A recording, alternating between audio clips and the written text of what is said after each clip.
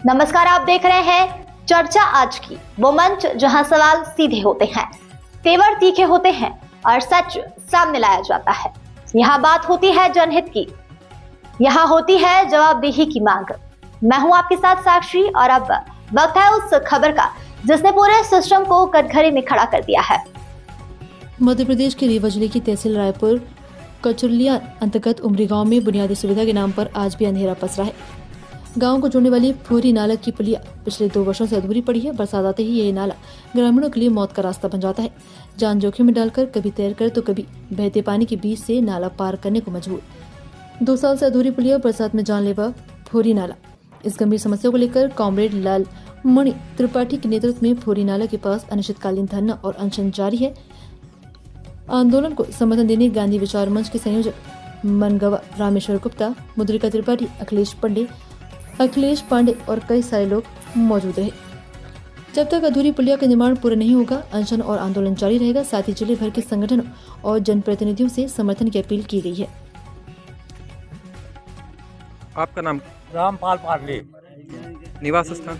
निवास स्थान खासू मरी कसिहाई नहीं, पुलिया के पास है, बिल्कुल फुहरी नाला के पास। वही नाला के पास।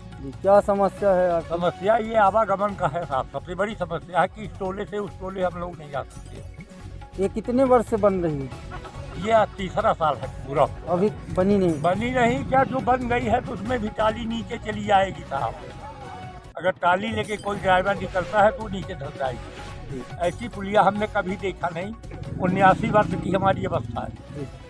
बहुत शासन के काम दिख चुके, पर ऐसा भ्रष्टाचार जीवन में नहीं देखा। क्या चाहते हैं? हम ये चाहते हैं कि जो काम बनाया जा रहा है तो हम लोगों के हित के लिए बनाया जाए।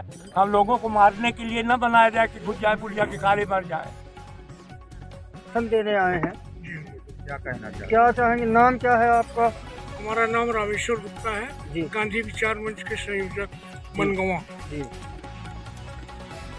देखिए, भाजपा सरकार ने एक नारा दिया था, भाजपा कि हम भय भूख न हम देंगे ऐसी सरकार। जी। हमें आवाज दिया गया, बताया गया कि फुहरी नाला में पुलिया बनी है जो लगभग 3 साल से। हमने यहाँ आने के बाद ये देखा कि अभी हमारे पत्रकार महोदय एक सवाल कर रहे थे जिला पंचायत के सदस्य लालमन त्रिपाठी से कि ये निर्माण कार्य कितने मद का, इसमें कितने करोड़ का है, कितने लाख का है। आज यदि ये यहाँ पर निर्माण कार्य का बोर्ड लगा होता, सरकार के पास सरकार ने कितना पैसा दिया। त्रिपाठी जी ने बताया, कहना चाहिए कि अनुभव के आधार पर, कि लगभग 76 लाख रुपया मंजूर हुआ। लेकिन बोर्ड लगा हुआ होता तो उसमें लागत लिखी जाती और गिट्टी की बात की जाती कि कितनी mm की गिट्टी लगेगी, कितनी बालू लगेगी, कितनी सीमेंट लगेगी और किस mm की छड़ लगेगी। हमने जाकर वहाँ देखा लोगों के साथ, तो वहाँ 2 सूत का छड़ लगा हुआ है।